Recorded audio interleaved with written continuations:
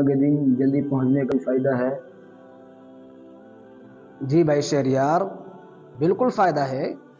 ہمارے پیارے نبی کریم صلی اللہ علیہ وسلم نے فرمایا کہ جو شخص جمعہ کے دن پہلی گھڑی میں روانہ ہوا وہ ایسا ہے کہ اس نے اللہ کے راستے میں اونٹ قربان کیا۔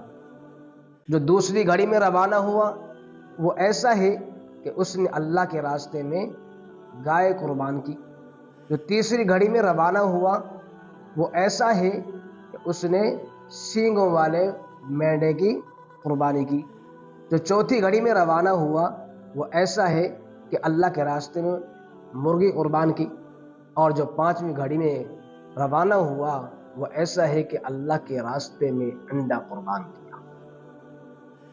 لیکن جب امام خطبہ کے لیے کھڑا ہو جاتا ہے تو فرشتے